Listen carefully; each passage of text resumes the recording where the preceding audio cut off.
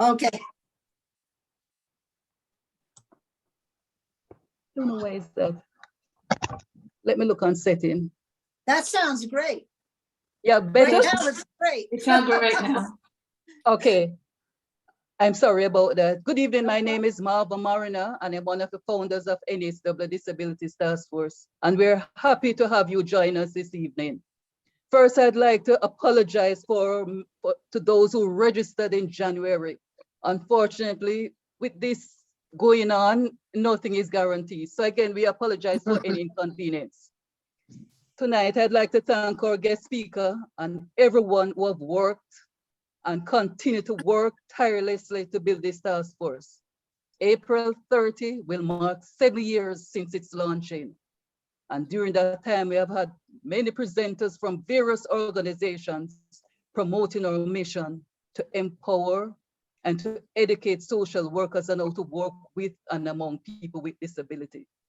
But we need a village to continue to make this task force successful. And so we'd like to invite you to become actively involved. Come share your thoughts, your time, and your knowledge and your skill. It will be appreciated. Our committee meets every third Monday of the month, and our general meetings are quarterly. That is January, March, June, and September. If you're interested to join our listserv, just drop your email in the chat box. And I hope you'll consider doing so. Again, thank you for joining us and have a very productive night. Annie, over to you. Thank you. Thank you, Marva. It is now my privilege to introduce our speaker. Our speaker tonight is Kat Pheysey, who is a sexuality consultant and educator. Her work is centered around people with intellectual and developmental disabilities and those who support them. She's done this for more than 15 years. After undergraduate work in psychology and neuropsychology, she earned her master's in social work at Silberman School of Social Work in Hunter in 2014. Then an MED in 2018 and a PhD in 2021. Both of those were in sexuality and both from Widener University. For the past 8 years, her work has been to educate and train professionals, families, and individuals with intellectual and developmental disabilities in a variety of areas of sexuality. Tonight, she will share some of her knowledge and experience to shed some light on the role of social work and social worker in the area of sexuality and people with disabilities, broadly, disabilities of any kind. So with that, I'll turn it over to Kat. Thank you. Hi, everyone. Thank you so much for that introduction. I appreciate it. Thank you, everybody, for taking the time to be here. I'm going to go ahead and share my screen with everybody.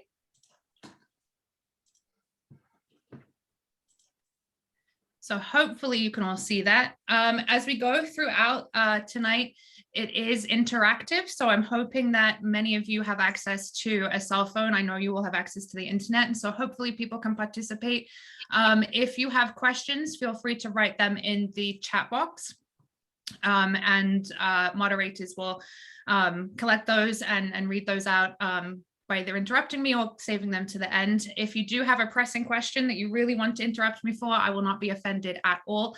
You can raise your hand virtually using the emojis, or you can interrupt me and I will not be offended in the slightest. So again, thanks for being here, and I'll get going. So this is just a little tweet that I found that I thought really kind of summed up what I'll be talking about tonight. So disabled people need space to talk about sex and their sex lives, because all sex education and sex advice and sex everything is purely aimed at abled people. And how else are we supposed to figure this shit out if we don't talk about it? I think that sums up very nicely the state of sexuality and sexual education in America at this time. So a little bit about me.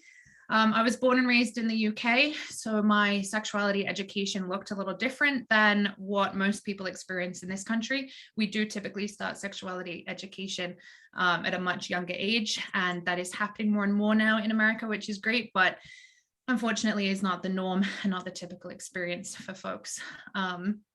As mentioned in the introduction, I'm a social worker and an educator, and I have a lot of education in the area of human sexuality. And my career and my major focus is on supporting people with intellectual and developmental disabilities, although I work with people with all types of disabilities. Okay, so we're going to try this. This is the interactive component. So if you have a cell phone, please grab it now. And you are going to text the number 22333. So that's the number, like that's who you're sending it to. And in the body of the text, you're going to write Cat Pheysey 668. So if you want to take a minute to do that, and then maybe give a thumbs up in your window when you've done it, that would be helpful.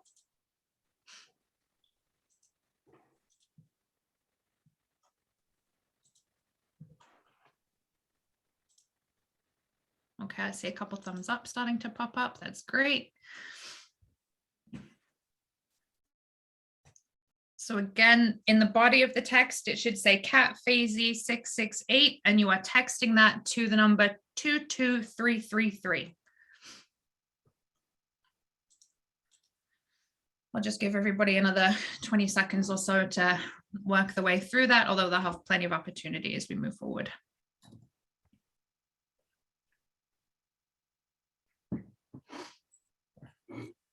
Okay, so we're going to try this. This is a test question. So where do you think the best coffee is in New York City? If you think it is Starbucks, you can text A. If you think it's Dunkin', you can type B. If you think it's the local bodega, it's C. If it's a hipster coffee shop, D. And if you don't drink coffee, you can text E. Okay, cool. So it's working for some people at least. That's cool.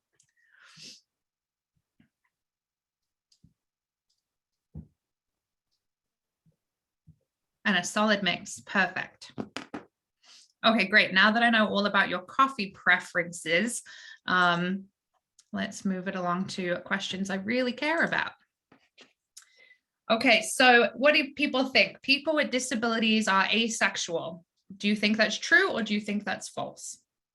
If you think it's true, you can text A. If you think it's false, you can text B. And I'll give it some time to see what people think.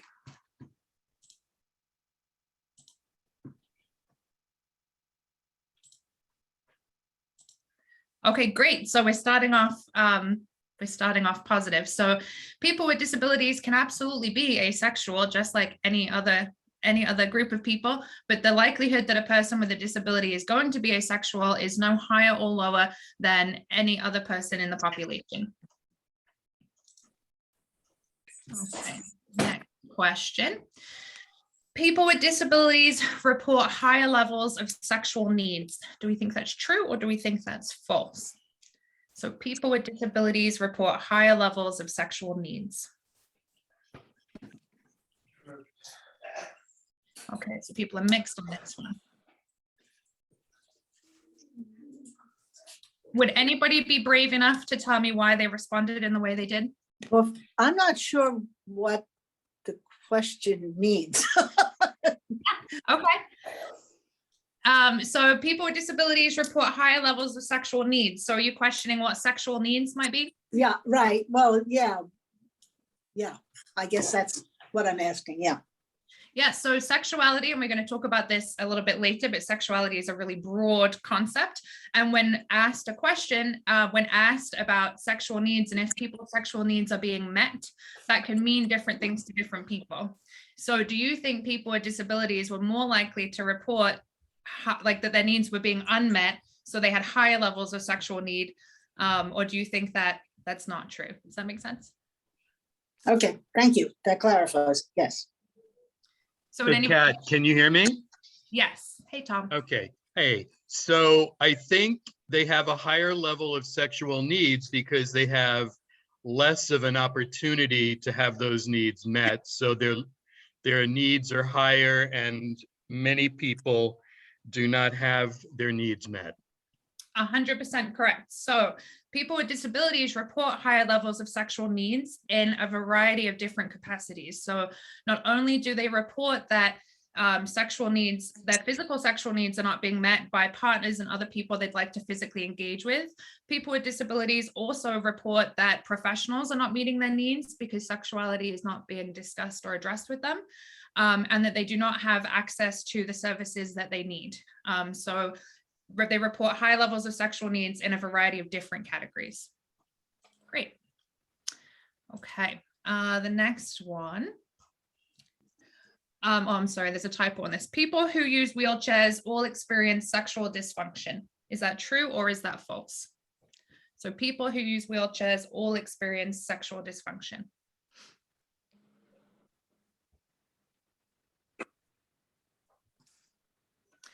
So I've given it a minute, but hopefully everybody is feeling that that is false.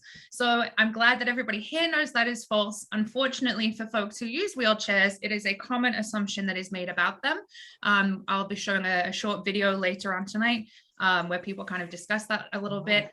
But people with disabilities often... I'm sorry, could I ask people to mute if you just joined? Thank you so much. So people with disabilities often find themselves working with medical professionals who assume that there is a dysfunction in different areas of their life, including sexual function, just because they've seen a different type of disability that they may have. Just because somebody uses a wheelchair does not at all mean that they have any type of sexual dysfunction.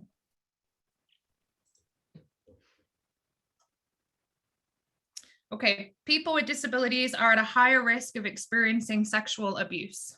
Is that true or false?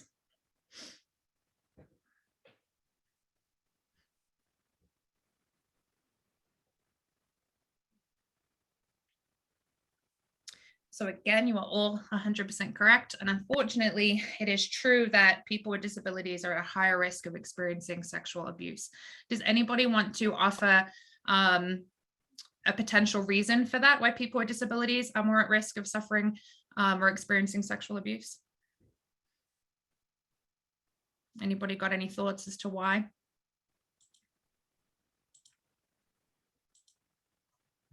Okay, so some of the reasons, and interrupt me if I've missed you. Oh, go ahead. And I see your hand is raised. Yeah.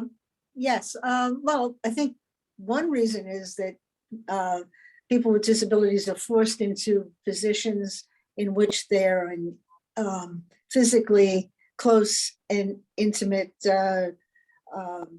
situations with people, whether in medical situations or care situations, and that sometimes leads to abuse. Yeah, very much so. So people with disabilities might find themselves requiring, relying on others for sort of physical care, intimate care, and that can definitely be one area where people are more at risk. Tom, I see your hand is raised. Yeah, so I think self-esteem has to be a factor as well for many people. Yeah, would you like to elaborate on that a little? Sure. I think that, again, because of society, because of people, you know, usually socializing with people who are much more similar to themselves, I think people with disabilities feel many times like outsiders and will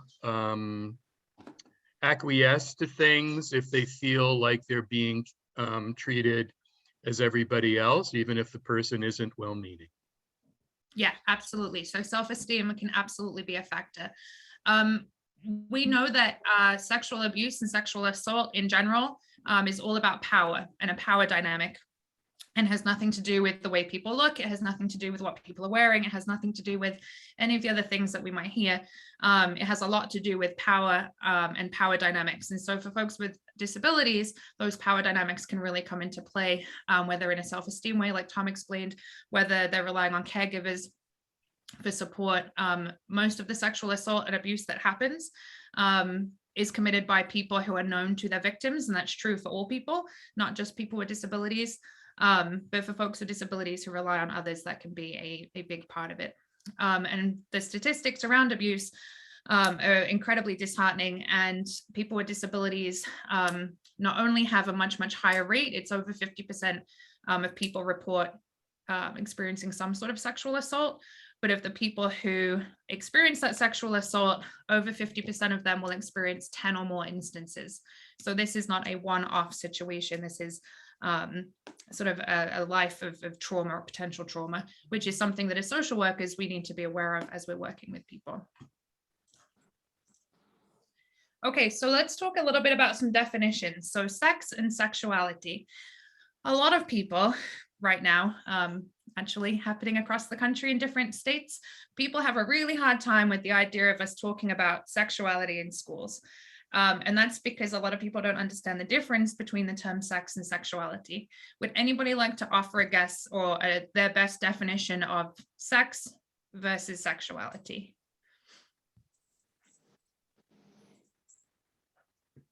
No, okay, that's fine. So sex versus sexuality. So sex can mean a couple different things. So sometimes when people are talking about sex, they're talking about biological sex. And the biological sex is assigned at birth, typically based upon the appearance of genitals and or genetic factors, and is most often labeled as male, female, or intersex. So sometimes when people use the word sex, they're talking about biological sex.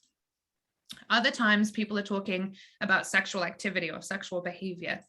And that is defined as the touching or fondling of sexual body parts for sexual gratification of any of the parties involved.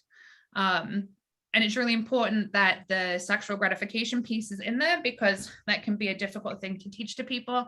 A lot of the work I do is with people with intellectual and developmental disabilities. And so being really clear and concrete is important. So somebody might go to the doctor and they might go to a GYN appointment, and the doctor looks and touches somebody's genitals, and that is not sex, right? Because that's not touching for the purpose of sexual gratification. So that part is important. So that's what sex is. So sexuality is a much broader concept.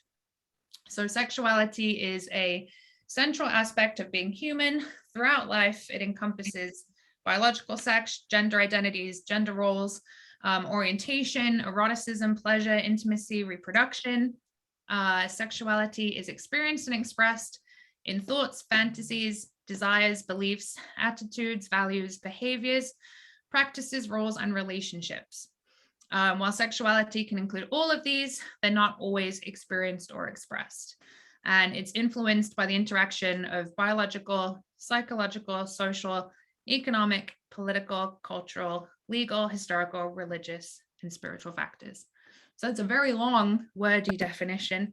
That just goes to show that sexuality is not, it's really not about sex. Sex is a completely different part of it. Sexuality is who we are as people, right? It's how we express ourselves. It's the clothes we choose to wear, the hairstyles we choose to keep, the people we choose to hang out with.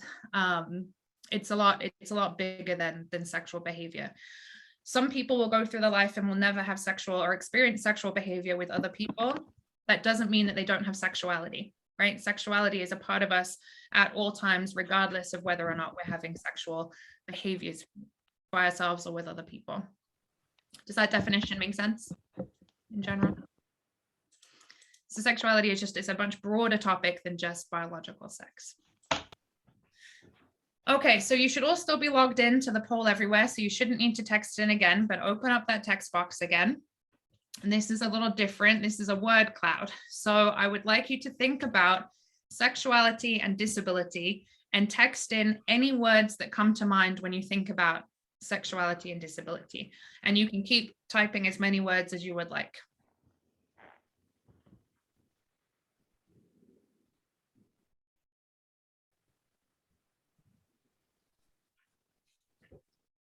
Okay, taboo, abuse, consent.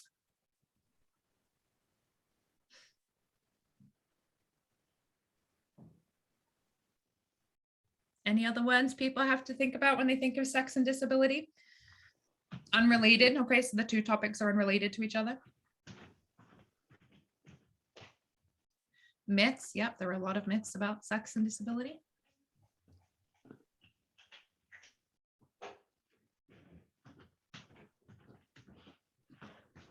Any other words people can think about? Stigmatized.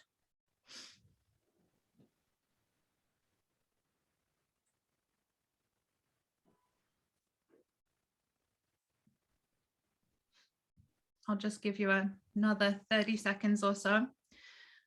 Definitions. Natural.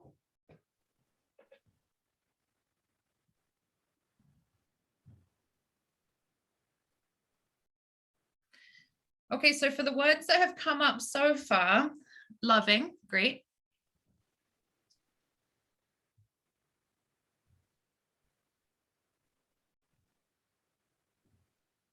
So the words that have come up so far, a lot of them, there aren't super positive. So loving is a great word. Natural is a great word, a positive word, but the rest of the words aren't necessarily super positive. Why do you think that is? Joyous, that's a great word. That's positive. Why do you think most of the words that came up originally were not positive words? This is a quiet group. So some of the reasons that people don't often come up with really positive words is because of the stigma that surrounds sexuality and disability. So when we think about where we got our own messages about sex and disability from, oh, good, some more coming up, great. Asexual assumptions, myths, yep. So when we think about where we got our own messages about sex and sexuality from, and when we think about the messages that we receive from the media, from, you know, society in general, and then we compare that to folks with disabilities, it's much harder to find examples in the media of folks with disabilities being portrayed in a sexual way or in a positive, healthy sexual way. A lot of the media representation focuses on abuse, if it is focused on at all, right? So it's often left out of the conversation. When we think about the billboards we see all over the city, when we think about magazines, movie stars, we don't often think about people with disabilities filling those roles. We don't think sex and disability, we don't often put those two words together in a really positive way. And that's the messages that are being given to us. Jonathan, I see your hand is raised. Hey, I just wanted to mention that it's difficult to say, but in my experience, looking at the two, that people with disability tend to be looked at as less than or less than human, and that sounds awful, but so how could they possibly have a connection to sexuality? You know, it's almost, you know, it conjures up a lot of those negative words. Yeah, absolutely. That's all. No, thank you for sharing. I appreciate that. Right. If society is sending us messages in general that people with disabilities are less than human, then why would we consider that anybody with a disability as being a sexual being, right? And so for folks with disabilities, it's a very marginalized group, especially in many, many aspects, but definitely when it comes to sexuality. Okay. So we're going to talk just very, very briefly about the history of sexuality and disability. Oh, Anne, I see your hand is raised also. Okay. Yeah, I think that partly our whole society is very conflicted around sex and sexuality. We have unrealistic expectations of even able-bodied people, deal with unrealistic depictions of what's attractive and what's not. And that doesn't stop when we're thinking about people with disabilities. So that and I agree that if you're considered less than in any way, I mean, even if it doesn't go, so far as not being human, but being even less attractive or less anything, then that alone just starts you off on, a rung down on the ladder. So it makes it difficult to establish a self-image that is positive. Yeah, absolutely. Yes. Absolutely. And you're right, there are many ways that people can feel less than. There are many ways that people can feel that they don't meet, they don't reach the typical beauty standards in American society. And they do look different across the world, but in American society, people want to be tall, skinny, white, right? There are these like ideal beauty standards that are thrown down at us from all these different, Preferably blonde. right? And we're learning and we're starting to understand how important representation is and how important it is to have, representation in general. But people with disabilities are still not often included in that in a sexual sense, right? We're still not often given a message that disability is sexy or disabled is sexy. So historically, people with disabilities in general have been viewed as asexual or potentially sexually deviant. So sort of this one extreme to the other. So either sex doesn't apply to you at all, or you're hypersexual, and we should hide the children kind of a thing. And both just aren't accurate representations of any group of people. Historically, people with disabilities were hidden from society. There's a long history in America of institutionalizing people in almshouses, poorhouses, prisons, and institutions in general, just for having any type of disability. What's interesting about some of the almshouses back in sort of late 1800s, early 1900s, is that for people with disabilities, same-sex behavior was completely allowed and completely okay in institutions when that wasn't the case in sort of regular society. And it does, when you read about it, it is sort of because people were seen as less than, right? So being gay at that time was not okay for quote unquote normal people, but you don't count and we don't want you to reproduce and we don't look at you like people anyway, so you can do anything you like. So people in those institutions, if they engaged in opposite sex behavior, that was punished with sort of really cruel and unusual punishments sometimes. But if people engaged in same-sex sexual behaviors, that was permitted, encouraged, viewed, sort of a bit of an exhibitionist kind of a thing in some situations. So definitely showing that people with disabilities were definitely considered. There was something called the ugly laws in America that were on the books until the mid-1970s. So if you're working with anybody who, is born before the mid-1970s, they may have experienced something called the ugly laws. And the ugly laws just stated that if you were not, if your physical appearance was such offense to another, then you could be asked to leave the premises and you could be fined for just existing in public. So if somebody looked at you and thought, wow, this person just is really ugly, this person really, they have a disability, they don't belong, you could be removed from restaurants, any public place, and you could be fined for being out in public. I see someone's raised their hand, but the name disappeared. Yes, it was me, I think. Yes. I just came across, that popped into my brain just the other day, when somebody on YouTube who was an amputee had been talking about how she was being penalized by YouTube by saying that her content was not suitable for children, and that she hadn't made it specifically for children. But on the other hand, there was, she did, it was just for showing her the fact that she had an amputated leg and she had a prosthesis, and that because of that, then there's a whole cascade of things that happens when you're on YouTube. Is then if they penalize you in certain ways, then you can't be seen by many people, and you get downgraded and people can't see your content. So, I mean, that's equivalent to the ugly laws. Yeah, very much so. And that's a great example. So on what often happens now on social media is one of two things. Either disability content is deemed inappropriate, like in the way you just described, or it is held up on this pedestal and sort of glamorized, but in a super inspirational, right? Like inspiration porn, kind of, super inspirational, and so one extreme to the other, right? But it's absolutely equatable to the ugly laws in terms of people being told that, their bodies are not suitable for people to look at. somebody who's an amputee, that same person is going to be in a grocery store with children, right? So there's no reason that couldn't be shown on the internet. Forced sterilization is another big piece of history for folks with disabilities. So people were sterilized often against their will, and sometimes without their knowledge or consent. And that was because people did not want folks with disabilities to reproduce.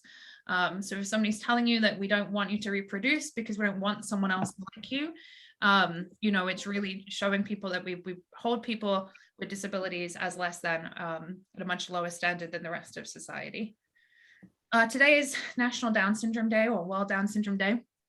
So that's great, but across the world, there are certainly countries that celebrate their low Down syndrome rates. So for people who have been to Iceland, I do believe they've all been taken down now, but for folks who have ever been to Iceland, for quite a period of time, there were billboards that were on the kind of main ring road that celebrated how few people with Down syndrome had been born that year.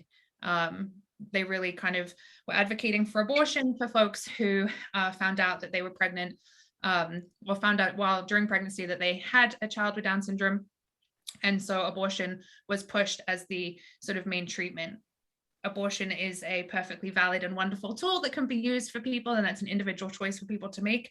But if you are someone with Down syndrome and you happen to be driving down a highway and you see a billboard that says, we are 99.9% of our births, nobody had Down syndrome, with a picture of a baby who has Down syndrome with a circle over it with an X over their face, what's that going to do for somebody's self-esteem, right? What's that going to do for someone who has Down syndrome or any other difference, to know that people are really not wanting you to exist in the world at all?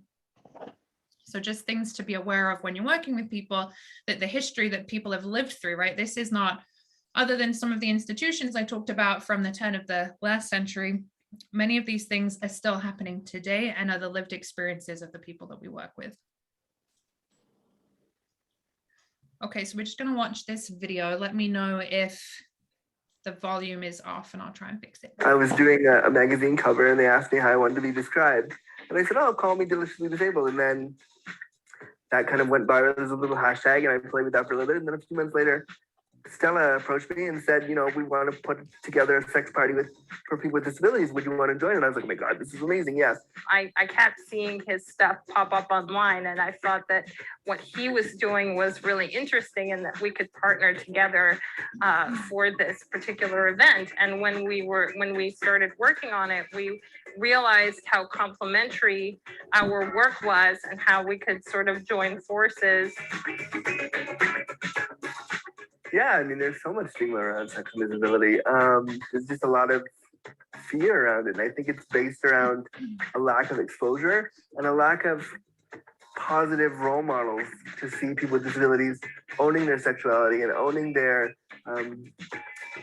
bodies and their selves and all that stuff. And I think it just comes from, we don't see it in popular media. We don't see sexualized disabled bodies positively represented or even negatively represented. We just don't see it, period. There's this stereotype that people with disabilities are asexual, or that they can't enjoy sex, or that they're not interested in love and intimacy. And there's also the polar opposite stereotype that people with disabilities might be hypersexual, and that's all that they're interested in. And sometimes there's the idea that people with disabilities are unable to give consent. So there's also this infantilization that happens, and people are just not sure how to approach the issue at all. People assume that you can't perform sexually, especially for me as a man. People assume that I can't perform, that I'm not sexually viable. In terms of romance would be something that I would like to have happen to me organically. People either don't want to engage in that because they're afraid they're going to have to take care of me, or they want to be my boyfriend right away because they somehow want to take care of me. And that's really not something that I want. There's a lot of courtesy stigma that is attached to men that date less than able-bodied women, and it's because it's still sort of attached to their status in society, and you know, oh, what is wrong with you if you're dating somebody who's disabled? And peers and parents can have a big influence on that as well. Sort of not wanting to see you with anyone who's less than perfect or ideal. I'm afraid of rejection all the time. So sometimes I don't go out. I don't put myself out there as much as I'd like to because, well, what's the point? I'm going to get rejected. People are afraid that I'm going to be too clingy if they engage with me, which is sometimes true, because I want that connection so much. And social barriers is again just lack of exposure. People don't see people with disabilities being sexualized in any sort of way. So when somebody sees somebody like me and is attracted and wants to explore, they have no framework in which to do that safely, or they have no role model to draw from to say, oh, I've seen this happen, so I kind of understand how to do this. So there's a lot of barriers, and I think the biggest barrier is fear. People are just afraid. I'm afraid of rejection, and they're afraid of engaging because they haven't seen it before. Okay, does anybody have any thoughts after watching that video? Anything come up? Any themes that came up?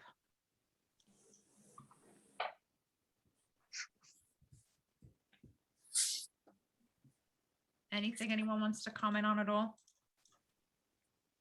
Well, I think the gentleman who spoke talked about the double-edged sword of, people, maybe not wanting to be open to a relationship for fear of having to take care of him.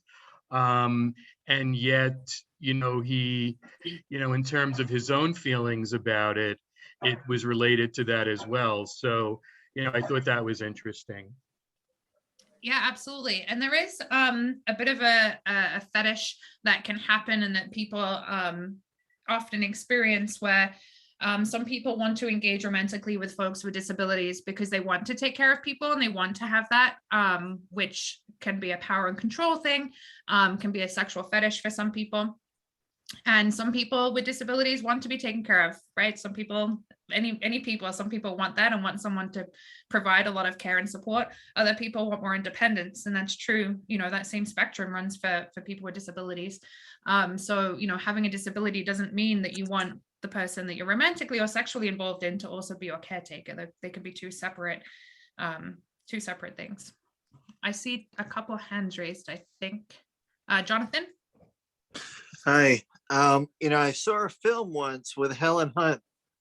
She played what they call a sexual surrogate. Mm-hmm. And she was involved with somebody with polio. So their body was really struggled.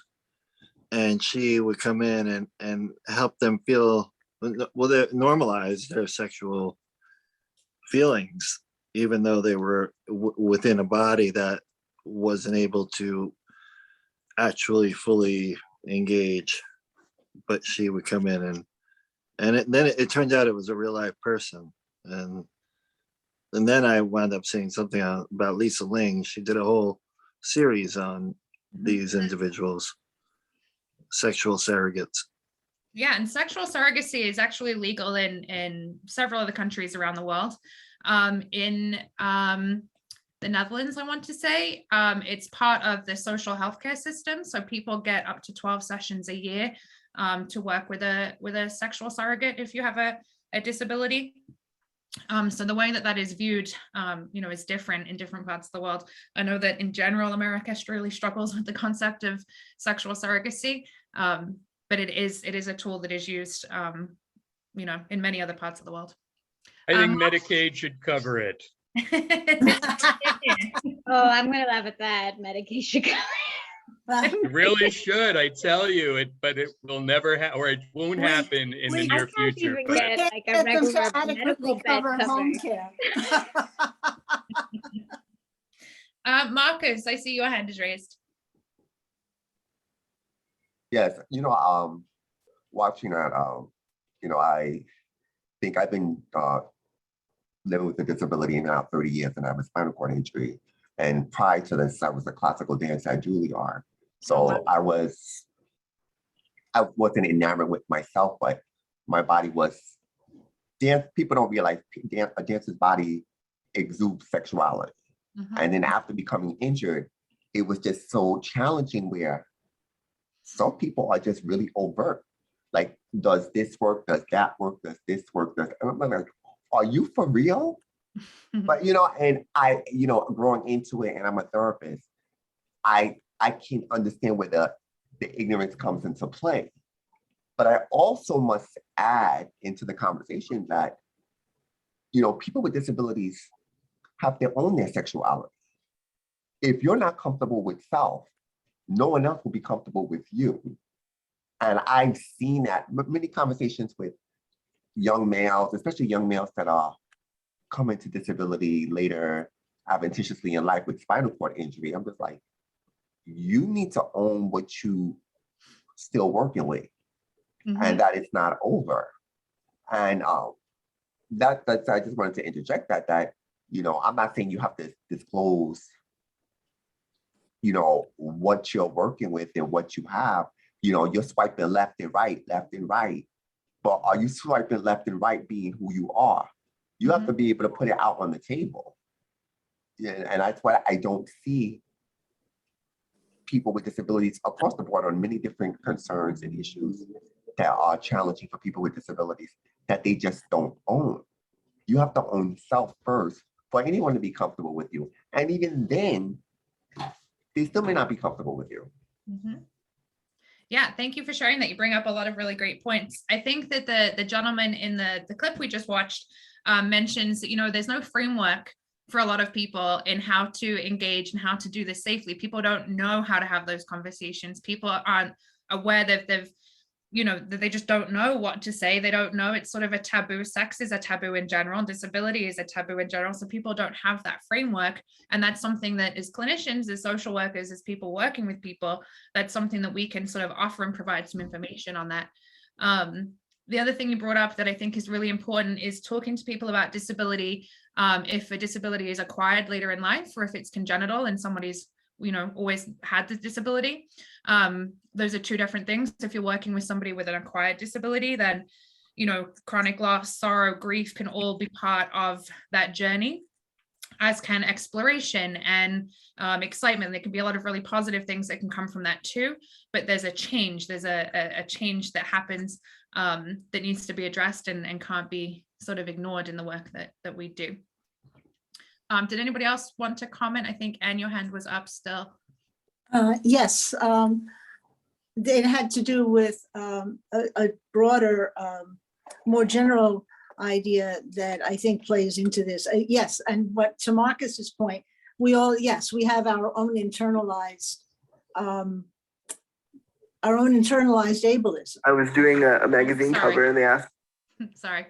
I'm sorry? I clicked the video started playing again. I'm sorry. Okay. Yeah, that we struggle not only with other people's reactions, but also our own internalized ableism. That we in many cases buy into the standards of the overall society and don't examine them. And don't notice that they hold up this, this picture of people, none of whom, even quote able-bodied people, live up to those standards at all. None of us do. But everybody's willing to ignore that. And just go along and not examine it too closely. So there's that. And then there's that all or nothing thinking that you alluded to, Kat, earlier, so we either only have to think about the nuts and bolts of sex, the behavior, the activity, or we have to think about, relationship. And well, that's all part of it. And if we ignore any part of it, it's, but we do have to start looking at like the broader things with people. If somebody has grown up with a certain, if they were disabled from birth, they have a certain self-image, which may or may not be riddled with ableism. and may or may not. I don't know, but if I was working with somebody, which I have to find out who they think they are, and what that means in terms of somebody who's going to love them and who they want to love. And what, because the other thing is that, everybody wants to have be paired with a number 10. God help any of us. None of us would ever have gotten together with anybody. Because even the 10s aren't 10s. Right, that can really exist, right? I think. Right, exactly. It's an illusion. That's an illusion, and we have to bring ourselves into reality and start thinking in terms of what actually is. And that was what Marcus was talking about, I think, too. Deal with yourself and the other people as who's actually there. And and there's some people you don't want to get to know too well. And you cross them off your list right away. And I know that for a lot of people, for everybody in this webinar tonight, I don't know what you all do professionally and how your role as social worker kind of plays in. Obviously, social workers do a myriad of things. Something that research sort of points to us as social workers in general needing to be better at is looking at that ableism within ourselves. Often what happens when we work with folks with disability is people see disability. And so all of a sudden, it doesn't matter to professionals that the person's also Black or also a woman or also gay or also, any other identity group. It's just, this is a person with a disability and this is why I'm working with them and this is what I'm going to focus on. And that is something that folks with disabilities often report in the research that professionals in general do. So whether it's social workers or medical providers, they just see the disability and they're not seeing the person as a whole human being. And that, speaks to the history of seeing people as less than, right? A person comes to you with so many different identities. All of us do. And for some folks that includes a type of disability and for other folks it doesn't. But being disabled does not erase every other identity that a person has. And so being really aware of that when we're working with people, and if we were to ask if our work includes talking about sexuality or if our work includes bringing that up with anybody else, then that should be just as much a part of the work we do with somebody with a disability. It shouldn't be taken off the table, which is, I think, what a lot of people do, because that framework doesn't exist. People don't know how to talk to folks, or people assume that it doesn't apply to the person they're working with. Okay, so why is it important for us as social workers to know about sex and sexuality? We've covered quite a lot of this already, but sexuality and sex, it's a part of who we are. The act of sex, sexual behavior, is an activity of daily living and shouldn't be treated any differently. So if your role as a social worker is to help people with their activities of daily living or to assess what kind of help and support they need, sex and sexual behavior is a part of that, just as, can they walk from the bed to the bathroom? Can they, can somebody use the shower independently? Are they able to live independently? Some of those questions that we might ask in our roles, sex should be a part of those questions and shouldn't be ignored. So if we support sexuality as social workers, if we support somebody's sexuality and bring it up in part of the conversation in a positive way, then there can be many positive outcomes. So it can lead to things like increased self-esteem. It can lower instances of depression. It can boost mental health in general. If we ignore people's sexuality or pretend like it doesn't exist, then it can contribute to negative outcomes up to and including death for folks. Suicide for members of the LGBTQ community continue to be higher than other groups of people for many reasons. And when you add disability into that, that can increase those rates, especially for men aged 17 to 25, and especially if disability is acquired. So just things to be aware of. Okay. I just wanted to point out, Kat, that there was an interesting side conversation in the chat about sexual surrogacy. So. Yeah, could you read that out to me, or I can find it? Right. Marvette asked what sexual surrogacy was exactly. And then she got a response from Lily Hertzer. I'm sorry, just the thing is so small, I can't really read it. A sexual surrogate provides sexual services for individuals who do not have access to a sexual partner or want to practice or engage in sexual acts with someone they don't have a pre-existing relationship with. I just lost my chat box. And then Oh, I see. John- And then Jonathan also gave us a book recommendation. Perfect. So yeah, and sexual surrogates, some sexual surrogates will work with couples who are experiencing sexual dysfunction, and will sort of be in the room as sex is happening to kind of sort of like sex coaching to provide physical support or specific tips on the mechanics of sex. People with disabilities might need equipment and slings and different devices. So sexual surrogates can also provide really good information on where to find those things, how to use those things.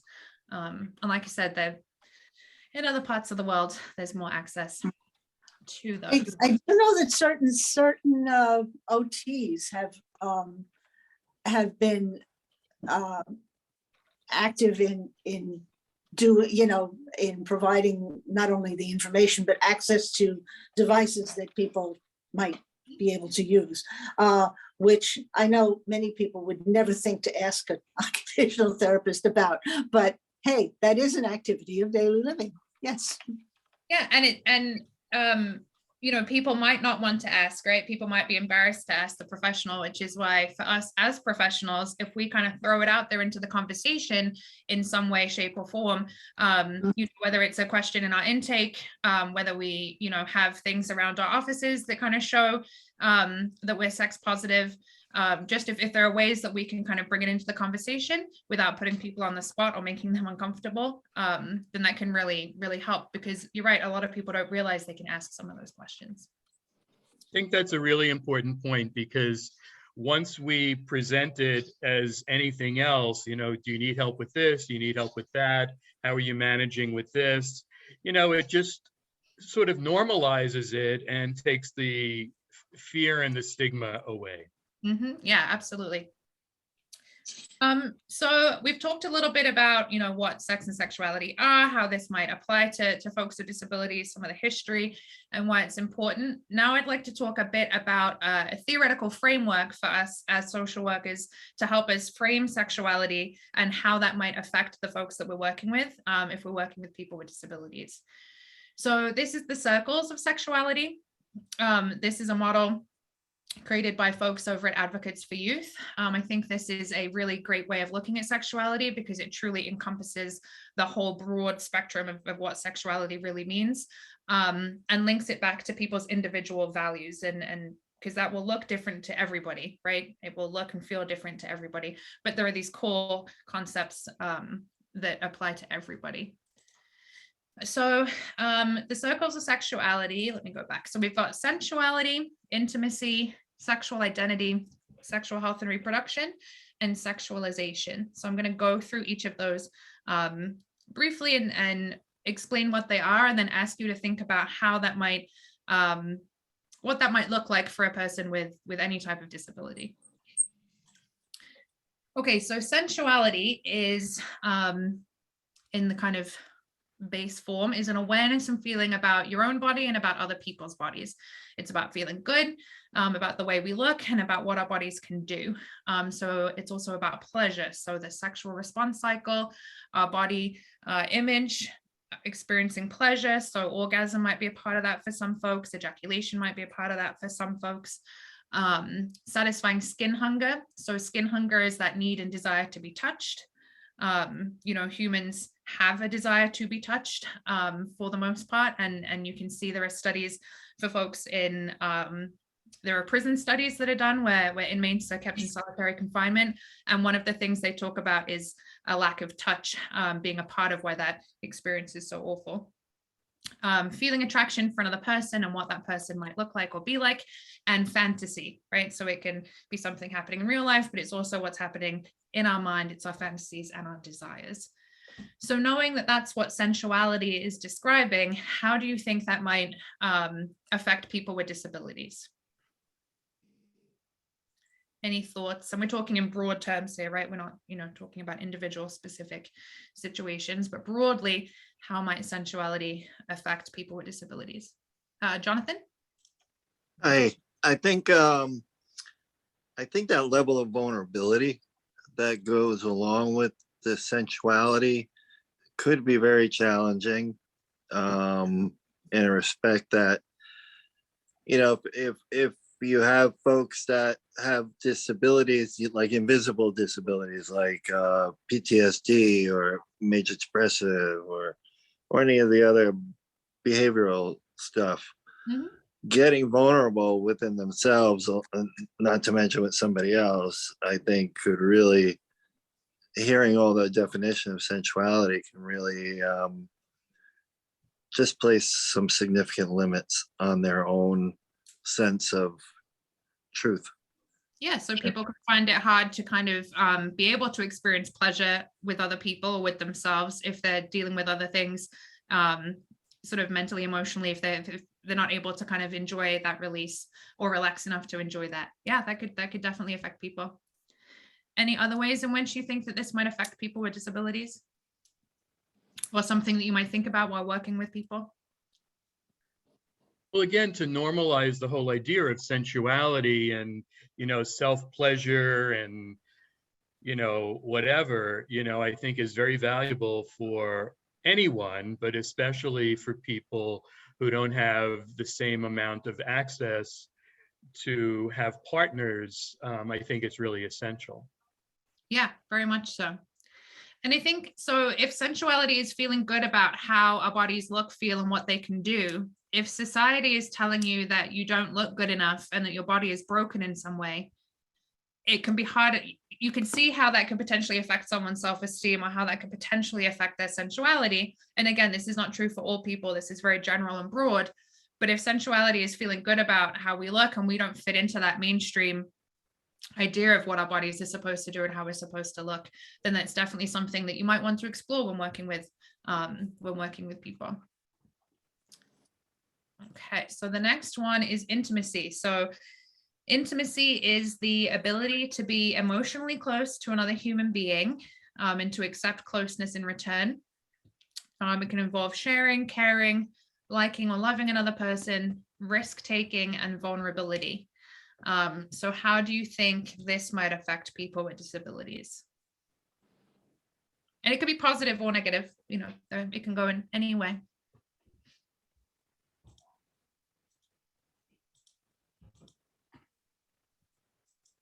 So I think Jonathan touched on some of this, right, in terms of that vulnerability and wanting to be close to another person. In the video that we watched, the gentleman talked about that fear of rejection.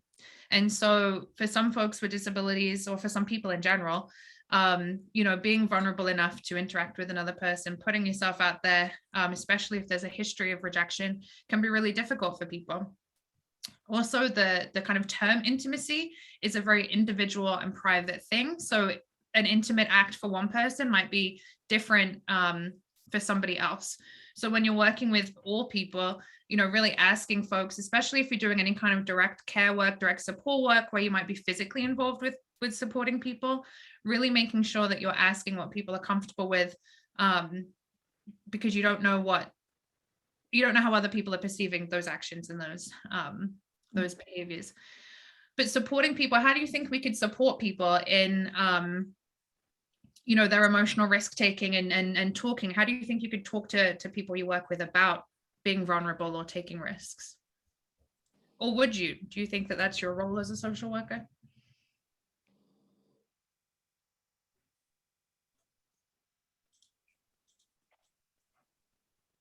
I see 2 hands are raised, but I don't see whose hands they are. Maggie Connolly. Hello. Yeah, I was just thinking a lot about how, especially maybe for people with disabilities who require a certain level of service or care, that it can be oftentimes a tendency of the care providers to help minimize risk or avoid risk to the point of being like patronizing, and not allowing people to experience kind of the full range of human experience, which is sometimes to have your heart broken and sometimes to put yourself out there and maybe have it go really well and sometimes not have it go well. So just, I think, sort of going back to that internal check that you have as like a therapist or whatever your role is, just to make sure that you're not trying to be overly protective. Yeah, absolutely. Because I think most people have had their heart broken at some point, and most people have been rejected at some point, and most people have been told no at some point. So, that's a part of human experience, like you said. And so supporting people through that and normalizing that, right? Like being rejected or having somebody kind of hurt you because you've taken an emotional risk doesn't necessarily have anything to do with the fact that you have a disability. It could, but it's not a guarantee. That's not necessarily the reason. I used to run a group for young adults with developmental disabilities in the city. And one of the things that we would do would be to go to a bar around the corner from where we would meet. And folks would go up kind of, one by one at different points throughout the evening and order a drink from the bar and would put themselves out there to chat to whoever was next to them at the bar. And in general, it wasn't sexual. It wasn't even asking people out. It was just general conversation. And then they'd come back to the table and the other people in the group would sort of give feedback on what that interaction looked like from their perspective. So sometimes it would be, hey, you didn't get a good response because you were staring at that person's boobs, or hey, you didn't get a good response, but that other guy just tried to talk to them and they didn't get a good response either. But normalizing just what different experiences can look like, and that it doesn't necessarily have anything to do with disability. And if it does, talking about that can be helpful. Jonathan, I see your hand is raised. Yeah, you guys said a lot of what I was going to share, but the gist of what I was going to say is to make it as concrete and real as possible when it comes to trying to engage with folks, whether they have a disability or they don't have a disability. The truth is, if you have a disability and you're looking to date or get involved or even develop a friendship with somebody without a disability, it's not your responsibility to be the poster child for the disability in order to get them to like you. And they can't catch what you have, and it's to keep it real and to keep empowering them to know their own power, know their own worth, and for them not to be defined through the disability. It's just a part of them. Right, absolutely. And being able to have those conversations is super important. Anyone else have anything to say on intimacy before we move on to the next circle? Great. Okay, so sexual identity. So as I mentioned before, for a lot of folks with disabilities, it's a commonly reported experience that disability is sort of the overarching identity that people see and talk about and try and treat in professional settings. Everybody has a sexual identity, even if you've never had sex and never plan on having sex. We all have a sexual identity. Children have a sexual identity. Old people have sexual identities. Disabled people have sexual identities. It's for everyone. So sexual identity is a person's understanding of who they are sexually, including their sense of gender. It includes all these different pieces, but each piece is just as important, right? So sexual identity is not just sexual orientation, which is what a lot of people think it is. It encompasses a broader span of things. So somebody's gender identity, right? And so using pronouns as social workers, putting out our pronouns and sharing our pronouns if we're comfortable can really help normalize the use of pronouns for other people. I'm not a big fan of running groups of saying everybody needs to share their pronouns because somebody might not be comfortable. However, I will always offer and share mine either verbally or I'll have it, you can see in my name description on the Zoom box, that I always share that with people because it can normalize for folks who have gender identities outside of male and female, who might not always feel safe and comfortable to share that with others. So gender identity is important. gender role is important. So that involves some sort of stereotypes of, you know, what is masculine, what is feminine, do those things matter, do they not? But it's a huge part of our society, and it's a huge part of who we are as people. So definitely a big part of our identity. Our gender expression can look different to all of those things. So if somebody identifies, so I identify as, I use she, her pronouns, I identify as a woman. My gender expression can sort of change depending on the day. So there might be times where I go a little bit more feminine and put on a dress and some high heels and some makeup, which are all sort of stereotypically feminine things. But more often, I would be found in a more masculine presentation of sort of jeans, sneakers, and doing things that stereotypically would be considered more male. So in my household, I'm not the one that really does the cooking and cleaning, but if something breaks, I'm going to be the one who gets out the power tools and fixes it. You know, these are all stereotypes. They don't really mean anything, but it's a big part of who we are and part of our identity. And then someone's sexual orientation, thinking about members of the LGBTQ community.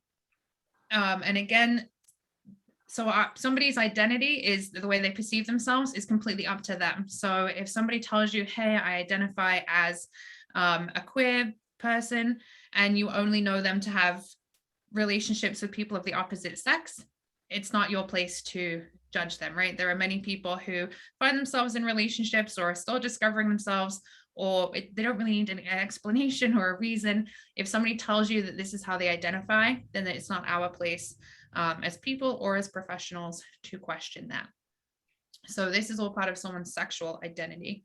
How do you think this might affect folks with disabilities?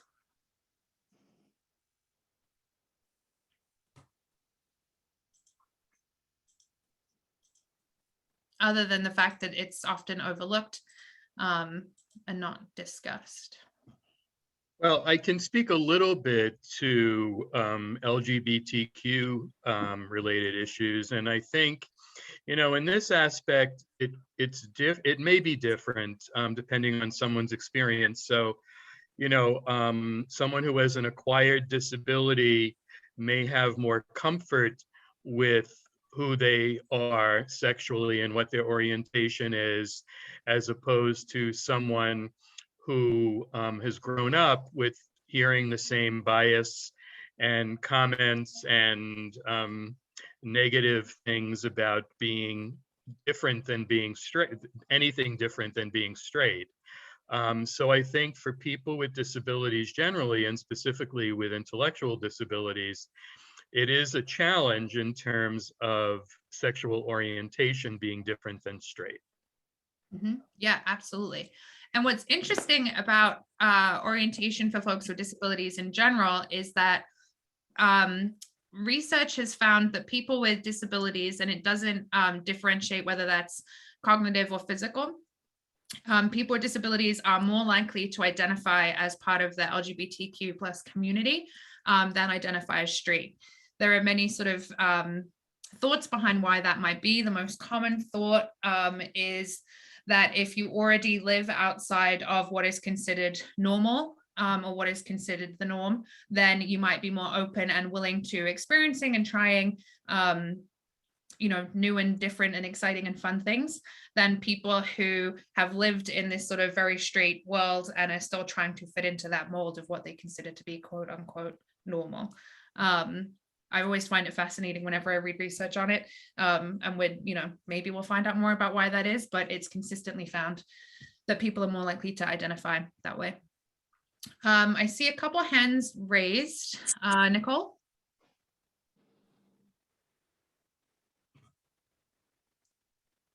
Hi there. Hey, how are you? So I was thinking of the gender expression piece and how others may have a really limited view of what that expression should look like. Mm-hmm. And having that expression be respected, especially if there are certain limitations, you know, like, okay, I can't just throw on some heels if I don't have that body part. and just the limitations that some people may run into and how that's respected by other people. Yeah, that's a great point. So how we express ourselves, if somebody would like to express themselves in a more traditionally masculine or feminine way, but if their disability makes that harder to do, then that absolutely could affect a person. When I think about gender roles, also, I've definitely worked with some folks who have struggled with, I've worked with some male identified folks who have struggled with not feeling like they're meeting their gender roles, where they want to be the man in the Disney movies who swoops in and takes care of the princess and has that really traditional strong male caretaker role, but because of the disability that they have, needs a lot of care and support themselves, and in some ways that challenges their masculinity. So I've certainly worked with a few different gentlemen where that's been a big part of the work we've done, is really examining what it means to be masculine and what it means to be male, and helping them come up with a definition of that feels really good for them, that maybe doesn't match what society tells you it's supposed to be. Any other thoughts on identity? Sandra? Hi, good evening, everyone. I just wondered where if somebody with a disability has been sexually abused, where would that kind of conversation, where would we have that kind of conversation about sexual identity? Because what you described may not be generalized, but quite a number of persons, I've done some studies, quite a number of persons who have intellectual disabilities have been targets of sexual abuse. So I wondered where the sexual identity discussion would fall for somebody who would have been exposed, would have been abused sexually. Yeah, so you're right, people with intellectual disabilities, for women, it's 86%, and for men, it's about 80% of folks with IDD are going to experience some sort of sexual assault or abuse in their lifetime. So incredibly high, in high numbers.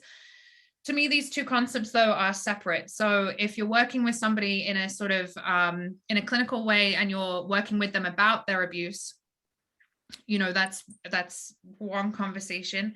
In general, if you're just talking to people, discussing identity and discussing who you are can be done in so many different ways.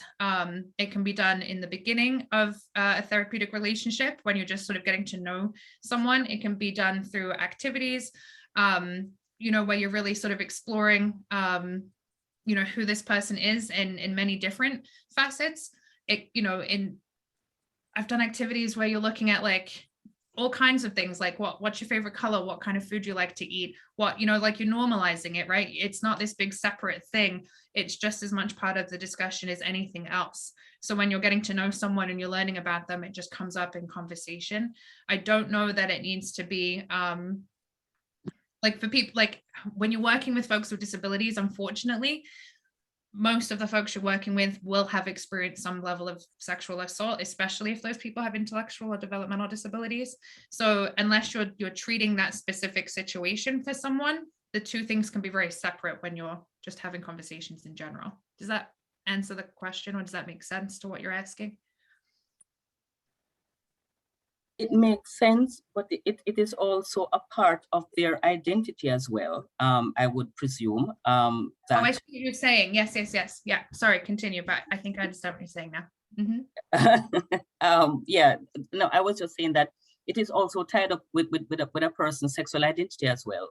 I know there are studies that have talked about, if somebody is abused at a particular age, especially when they are in their identity crisis, then it has implications also not only for their sexual identity, but also for their identity generally. So I just wondered, yeah. Yeah, no, I see what you're saying now. So yeah, for some folks, it is a big part of who they are. And for some folks, the strength and the sort of, survivor mentality is really important and can be really important for them to move forward in successful relationships, and just being successful in general.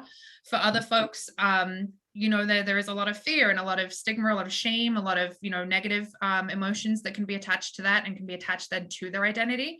And so separating those things for people would be really would be really important and would be part of the conversation for sure. Okay, I think I see some people in the chat. Okay, let's see. Okay, so I'm just including, I see there's a lot of people saying things in the chat. So if you want to jump in and just say what you're thinking, or if you want to, I'm not sure if Anne or Marva could maybe moderate or tell me whether you want those to come in at the end, let me know. I've included though the genderbread person. This is something that can be helpful for folks to differentiate between the different language surrounding people's identity, because it can get confusing. So the biological sex is all about chromosomes and genetics, and is something that some people argue is the binary of male and female, but biologically speaking, being intersex also exists. Being intersex is having a combination of male and female biological characteristics and can present itself in a variety of different ways. And the rate of being intersex is actually the same as being born naturally redheaded. So I know a lot of people feel like they probably don't know anybody who's intersex or it's not talked about. But if you know anyone who was born a redhead, then you're just as likely to know somebody who is intersex. So that's biological sex. The gender expression is a sliding scale between feminine and masculine and anywhere in between. Gender identity is the way somebody says, I feel. So I think I am a woman. I am a woman. Nobody gets to question that. I'm telling you that. It's my identity. So that's what that is. No one can question somebody else's identity. And then sexual orientation is all about who we're attracted to, sexually, emotionally, and romantically. This can be a good tool to use with people who are just sort of learning about their own sexual identity or their sexuality in general, especially folks with intellectual and developmental disabilities who maybe are taken out of some of this stuff in the school system. And even if you're not taken out of it, the school system doesn't always do the best job at giving people this information. So it can just be helpful, a helpful tool to help people think about. Okay, so then the next circle is sexual health and reproduction. This is mostly what is taught in school. Facts about reproduction, the mechanics of how to have sex, and reproductive and sexual anatomy. What happens though in this country more than others is that when you learn about sex, you learn about how to make a baby. And so you learn about sex between a man and a woman. You don't often learn about what sex between two men looks like. You don't often learn about what sex between two women looks like, which is why so many straight men make porn about women scissoring when it's not really a common sexual behavior that women engage in as much as straight men would have you believe. So it's not something that's talked about. It's not something that's discussed. And people with disabilities are also not included in that discussion. So there are a whole bunch of different tools and apparatus that you can get to help make sex more comfortable. If we have time at the end, I'll show a video about what that looks like. And if not, I will send it out to people. Because there are many different ways that people with disabilities can have sex and what that can look like, regardless of physical limitations. And sexual pleasure doesn't all have to come from penises and vulvas. Sexual pleasure can come in, multiple different ways. People just need to get creative and have some fun with it. So what people learn about sexual health and reproduction is often very fear-based and, about sexually transmitted infections and things of that nature. So how might this relate to people with disabilities?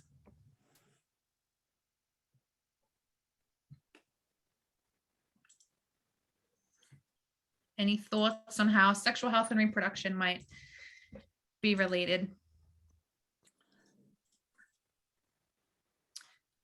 So often for folks, my experience is people are afraid to ask questions. So they might be in a class and they're learning about, men and women have sex. This is what it looks like. And if, you're a 15-year-old kid in the biology class and you happen to be in a wheelchair, you might be looking at that thinking, well, wait, I can't do that. I don't know how to, can I be in that position? Oh, well, I guess maybe sex isn't for me. I don't know. And if people aren't comfortable asking the questions, and if us as, clinicians or providers don't make it part of the conversation, then often people won't ask those questions. So we don't need to know all the answers, but we need to know how to bring things up in conversations and how to help people find the information that they're looking for. I see 2 hands raised. Amel? Yeah, I think for me, in my role, even just something as basic as getting people to address their sexual health, like going to the gynecologist. I have so many clients that don't, and when you ask the question, when was the last gynecology appointment, I get blank stares, as if like, why would you ask that? And it's like, if she's a female, she should be going to that kind of appointment. So it still shocks me how that something so basic like that is not getting addressed for people who have disabilities. Yeah, absolutely. Often, and I don't know, this is my experience in America. This is not my experience in the UK, but in America, it seems like people go to the gynecologist, people with vaginas and vulvas go to the gynecologist when they start thinking about sexual behavior.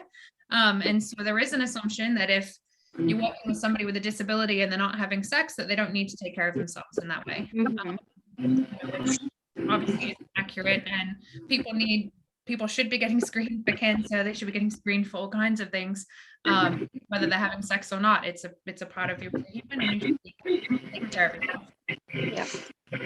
And you have your hand up also. I do. I also, one, it's gone now. For a couple minutes there, I was having a lot of weird static. But yes, to that last point about just getting yourself just physically taken care of in terms of gynecological or urological, for that matter, care. Men are terrible at going and getting even prostate exams and stuff like that. So across the board, and this doesn't matter whether people are able-bodied or disabled. But I also wanted to say that I feel that it's a really hopeful note that we have a number of people who are neurologists and primary care people who, regardless of whether somebody has a disability or not, routinely make sure that they talk to them about, doing their other exams and doing screenings and things like that. And making it possible for people to actually go and take care of that. So, going to a gynecologist or going for a mammogram is not anybody's favorite idea, but if it also entails being able to deal with equipment which one can't access, that's an additional barrier. Mm-hmm. And we do have now several places that do provide disability friendly solutions to that, and you can get referrals to those places. But it's not widely known unless you're hooked up with the correct people. The ICS health home is one of those places that is actually also working to get primary care to recognize that, and primary care doctors specifically in even city hospitals, so that people who are not at the upper end of the financial ladder are not the only ones who have access to that. So this is, an important piece of this. The other thing is, even in the home, I'll tell you a story. It doesn't have to do with specifically somebody with a disability, but was told to me by a young trans woman who had gone through several, iterations, but by the time she had this conversation with her dad, it was basically the sex talk, okay? And he got saddled with it because, you know, because her assigned gender at birth was male. So he got stuck with doing that song because the wife had taken on all the girls. So he was telling this young trans person that, well, you know, you really should wait until you're married and have, you know, and really have a good relationship with the person. And but it was like, it was the typical talk that a dad in the 50s would have given his son, maybe. But it had nothing to do with this person who is trans, who is not going to be having, you know, sex with a woman, who is not going to be having babies.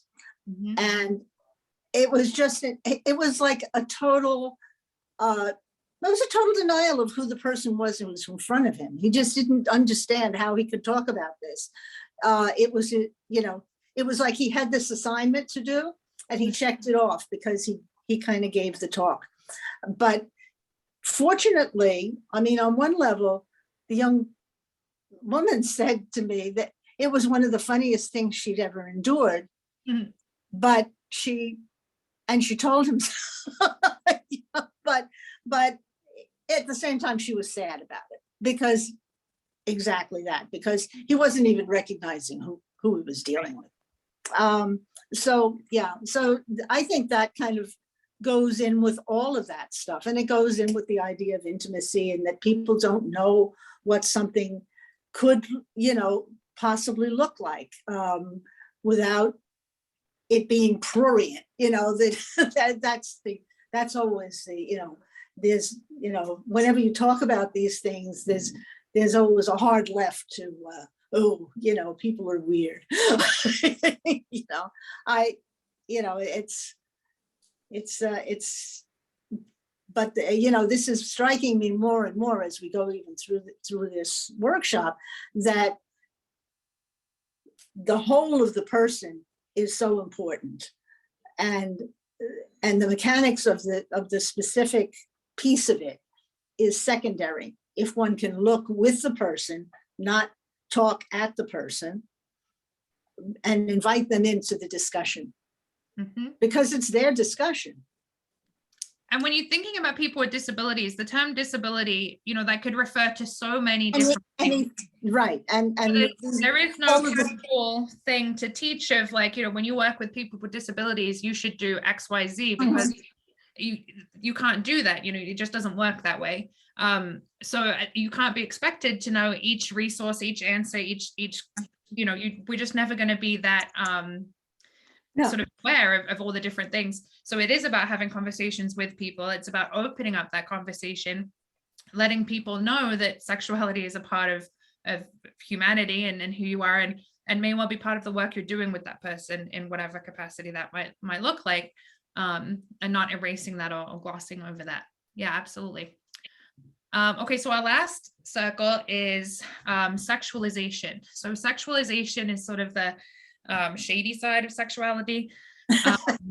It's not the most positive side of sexuality in general. So sexualization is the way people behave sexually to influence, manipulate, or control others. Some of these behaviors can be, you know, pretty harmless. You know, flirting with, I don't know, the person in the coffee shop hoping to get a free coffee, you know, pretty harmless in general.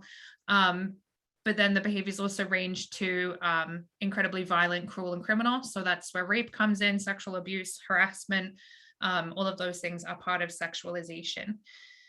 How do you think sexualization affects folks with disabilities?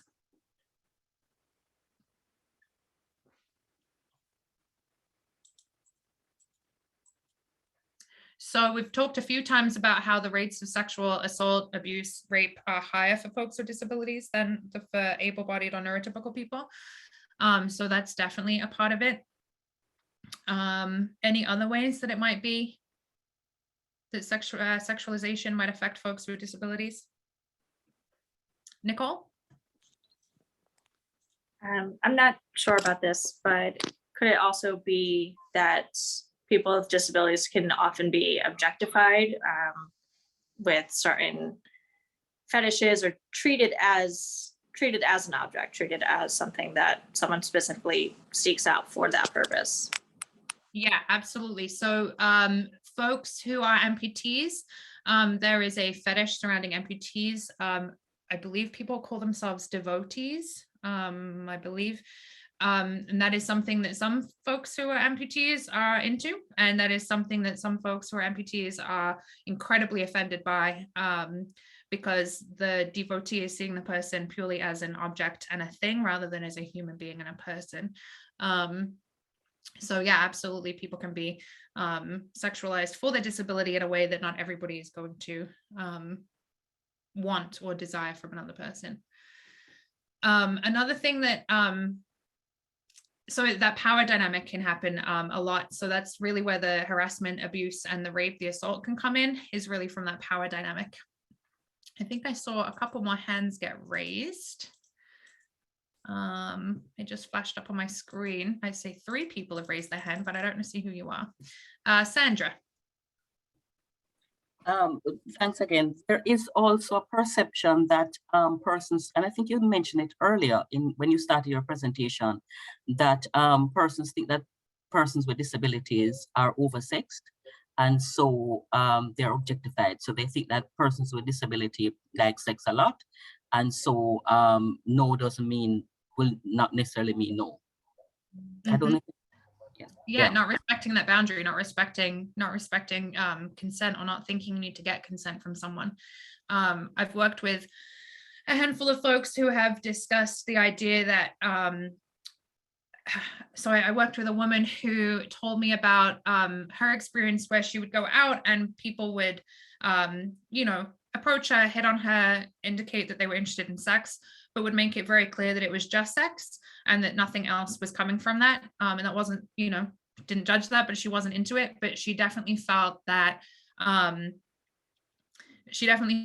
it was just because she had a disability, like that she was only being approached because she had a disability and that she could be used for that. But that it was very clear that the people didn't then want to like own that and say that they'd had sex with her, that it was sort of going to be a hidden thing that nobody could ever know about because of the disability she had. And that definitely had a very negative effect on her and her self-esteem and how she viewed relationships in general. Did I see another hand get raised then?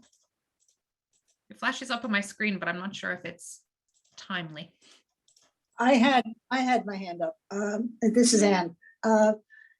And I think that also goes to can go to, especially when people are forming their identities and forming their ideas about what relationships are, what sexuality is, what they would like or what they would not like, that when this is how they're approached, or when these are the ideas that they're exposed to first, that influences how they see themselves, and then in turn limits the kind of things they think they're entitled to.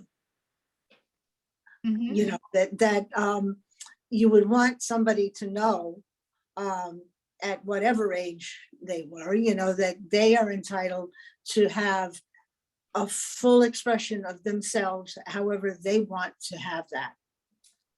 And when somebody has lower self-esteem, that can affect that, right? If somebody has low Absolutely. self-esteem, they might not feel like they say no, or they might not think they deserve better or deserve to get what they want. And so they'll take what you can get sometimes, that if you can't have what you want, you'll take what you can get. Mm-hmm. Yeah, absolutely. That could definitely be the experience of someone. Nicole, did you raise your hand again, or was your hand not? Your name keeps flashing up on my screen. No, sorry, I just didn't lower it. Okay, no, fine. Okay, let's see. So what is our role as a social worker? So we've been talking about this as we've gone through the presentation, and as social workers, our roles might look very different depending on the kind of work we do. In general, we should be supportive of the sexuality of people with disabilities. We should acknowledge that sexuality exists in all aspects of our work, and we really can do that in very sort of easy ways. Even if we don't think it's a part of the work we do, we can put up signs and symbols in our workspaces that show that we're an ally, that show that we're sex positive. We can open up the conversation in sort of very small ways, just to let people know that it's okay to bring up, it's okay to talk about. We can provide education, information, while being really aware of what you don't know. So if you don't know the answer, if you don't have the specifics, it's okay not to know, but you can then go with that person to do the research, help them find the information that they're looking for. So being sex positive, for the people that you support and that you're working with, viewing sexuality as humanity and part of humanity, and not as a behavior that needs to be fixed or addressed. There are definitely maladaptive sexual behaviors that can occur that might need to be addressed in your work, but in general, sexuality is not a problem that needs to be fixed. Sexuality is a part of who we are that should be encouraged, discussed, and seen as a normal part of human development. When you're creating treatment plans, or if that's part of the work that you do, these should be person-centered and should acknowledge sexuality in a way that is important and meaningful to the person that you're working with. So any person-centered plan should have some sort of sexuality component in it if that's important to the person you're working with. And then being an advocate and an ally. So if you are aware that services are not being offered, or aware that services are being offered, you know, being an advocate, being a voice, getting that information out there. So just a suggestion, Kat, related to, you know, supporting someone and talking about it with part of their support team or whatever. I think we need to make sure that whatever we like to talk about or whatever we think is important to talk about related to sexuality is okay with the person. And we also need to be sensitive about who is at this meeting, and is the person comfortable with everyone at this meeting and talking about some of these aspects, because sometimes parents are just routinely invited to plan meetings. Sometimes people who, you know, the person may not feel comfortable saying they can't, and it might be a very sensitive issue for them to be presented in this type of a situation. So that's the only caution I would have. Absolutely, and safety is a huge part of that, right? We know that for folks who especially identify as LGBTQ+, T in particular right now, trans folks, trans youth, you know, experience violence at an incredibly high rate, and so safety would be a huge piece of that. So if you're ever working with folks in a group setting, or if there are other people around, like Tom mentioned, in a planning meeting, you would definitely want to be very sensitive to that. And that conversation might look different if you're doing one-on-one therapy, or, you know, depending on the work that you're doing. But safety would be a key part of that also. So the last thing I'm going to leave you with is a approach that comes from the behavioral treatment of sexual problems. Part of it's a brief therapy technique that can be used when working with folks. This has been adapted in many ways to be used for all kinds of topics, not just sexuality, but it comes from the treatment of sexual problems. So the Plisset model begins with permission, where you give permission for people to talk about sexuality and sexual issues in general. And we talked about some of the ways that we can do that, but just making it clear that you are a person that can be spoken to about that, giving people permission. If somebody brings something to you, acknowledging that, and making sure that you meet that in a positive way. Limited information.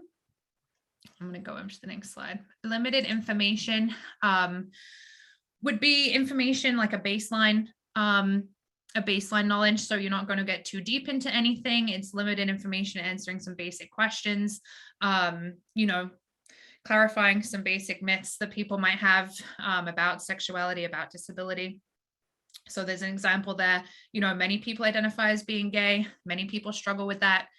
here's some more information, right? So you're just giving some sort of basic information. You're not getting too deep into anything, because for the most part, as social workers, we have a broad span of knowledge. We're not super deep into one topic. So we don't want to give people misinformation or wrong information. Then specific suggestions would come. So you start with that limited information. So you've sort of tested the waters a little bit. You've given them some basic information. And now, you know, maybe someone's saying that was really helpful. I now want more information, right? So maybe you're qualified and feel like you have knowledge on that topic where you can share that information, or you're going to be a resource for your client to go and help them find that. So finding other resources in your network, Googling the information, a lot of things, a lot of questions that come up around sexuality are very values based, right? So when you think about that circles of sexuality image I showed you at the beginning, values was the circle that tied it all together. So a lot of the questions that come up, there isn't a sort of clear, concrete yes, no answer. It's more of a, some people think it's, you know, great to be gay. Some people think it's a sin, right? Let's talk about that. What do you think? What are your values on that? And it's really important that as clinicians, we're not putting our own values on that. And that can be really hard. So it can be really difficult if someone comes to me and says, you know, I think you're going to hell because you don't identify as straight. You know, that I want to fight back on that internally, but I can't as a professional, as a clinician. I can just talk about their values and where they're at, because some people do feel that way and some people don't. It's not my job to get everybody to think the way I think about things. So the specific suggestions that might come up if somebody, you know, it could be about adaptive positions. It could be about apparatus used to have, to engage in certain types of sexual behavior. You might not have those specific suggestions, and that's okay, but you can help your client find those resources. You can help the people you're working with get that information and know that it is out there. And then intensive therapy, if you know, you've kind of gone through the limited information, you've now given a few specific suggestions. Somebody might need more than that. They might need specific intervention related to their sexual issue or their sexual concern. If that's the case, that's when you would want to then refer out to someone who is really qualified. So a sex therapist, it might be a medical professional if it's a physical issue that they're having. But then if you're going to continue working with that person, you want to make sure that you're following up to make sure that need is being met, that we're not just passing people on and then that need is still remaining unmet for them. Okay, so let's see. So that is the end of my presentation for the evening.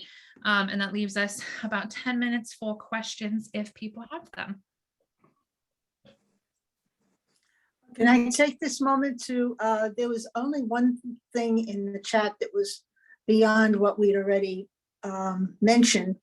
And that was from Marcus when he had to sign off. So would you like me to wait till after people have asked other questions, or would you like me to do that now?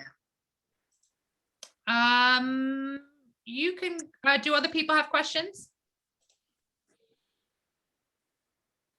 Nicole, I think your hand was raised. Yep, this time I raised it on purpose.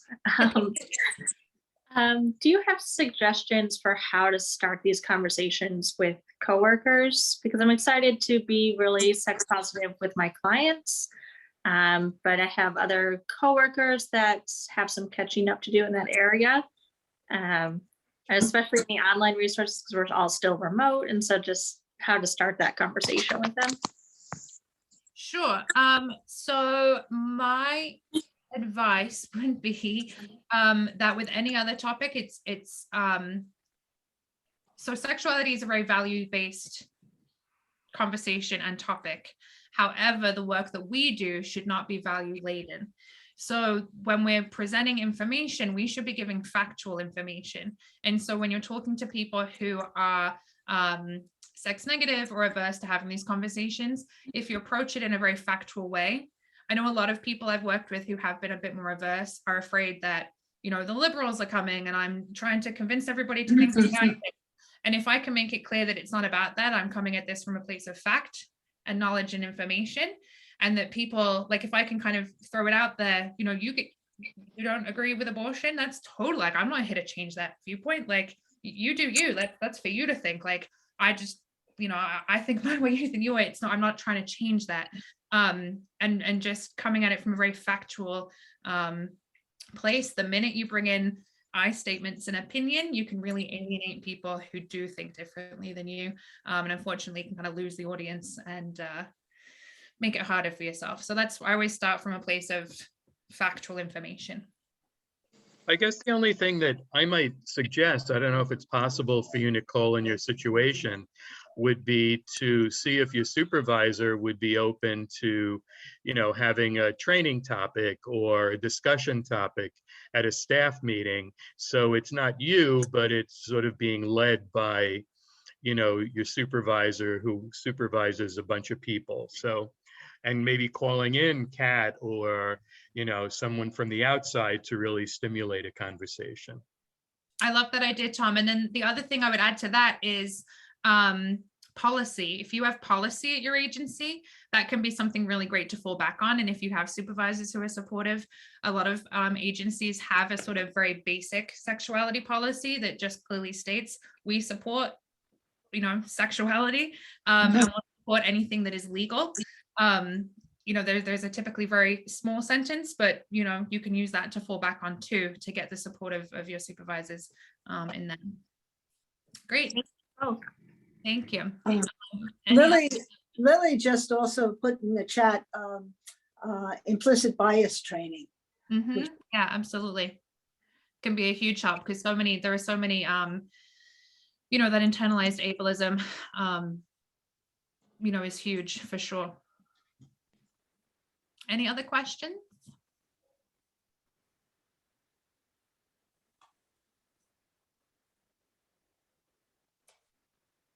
No. So you said that there was one in the chat box? Yes, it was a kind of closing statement, so I wanted to keep it to the close if I didn't want to stop anybody from asking questions. So this was from Marcus, who spoke before. And he said, the presentation is a needed conversation, and thanked you for it. Thank you. Here are some parting words. To say, this is a quote, to so many people, disability remains a mystery. It's very scary and overwhelming topic, says disability rights advocate and writer Emily Ladau. We don't talk about it. We ignore it. We shy away from it, we hide it away, but that's not what we should do when it comes to disability, because it's just something that's part of what makes people who they are. So to so many people, disability remains a mystery.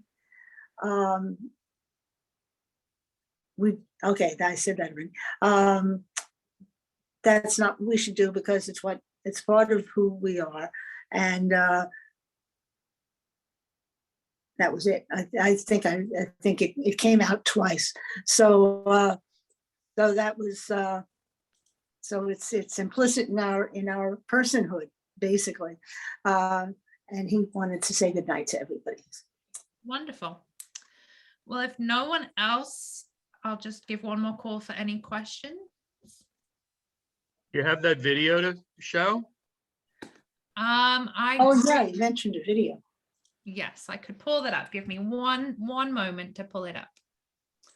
The video will be on NASW website. You can go on NASW website and see the video. The video that was, she had an additional video that she was going to show, not the video of this webinar. Yeah, sorry, give me 1 second and I will find it for you all.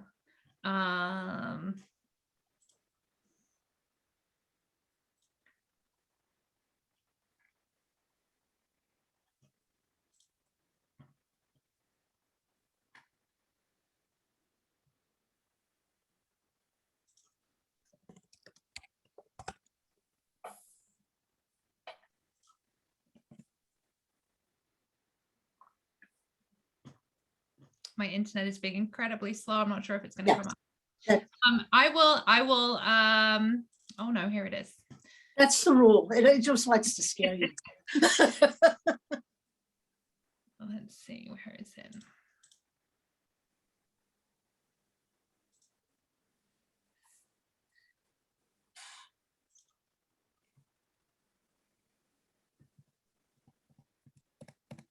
If you don't find it, you can send us a link and we'll add it to the this video tonight on NASW website. I found it. I have a few, but I found this one.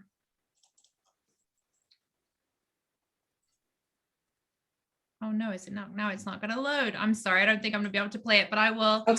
I will share it. I will send it out to you so you can share it. There are 3 different videos, one for people with penises, one for people with vulvas, and one for partnered sex in general. Thank you very much. I think that would be really useful. Mm-hmm. And so if there are no other questions, I'm going to hand it over to Nicolin, who I think has a few things to say just before we wrap up for the evening. Hello, everyone. Just a minute.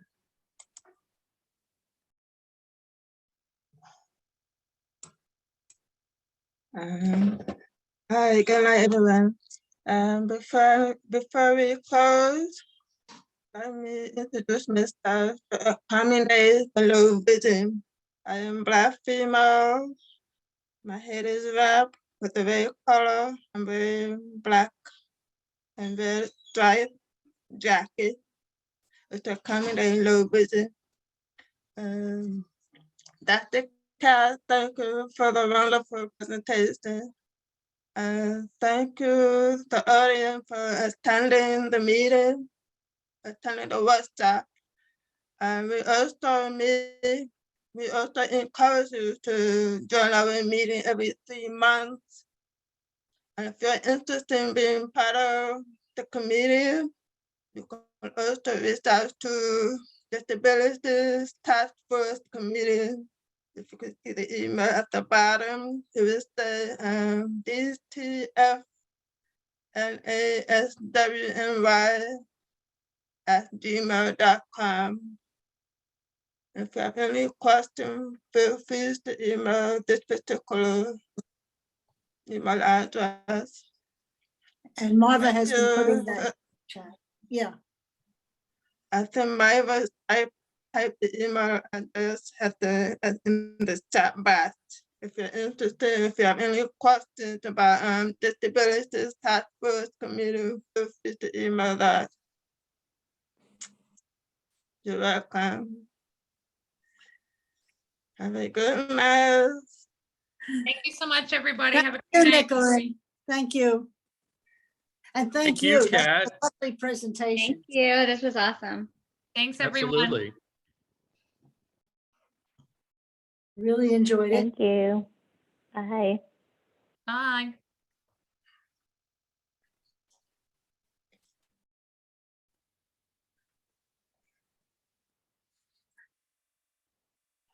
Marva, do you listen to us? Yeah. Yeah. Marva, did you want us to hang out for a minute or not?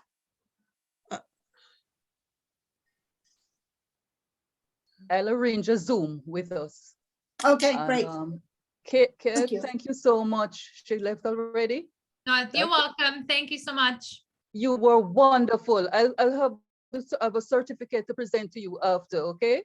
Okay, thank you so much. I'll email you that the video so you can put them wherever you want to. Okay, thank you. Yeah, you're welcome. Dr. Kat.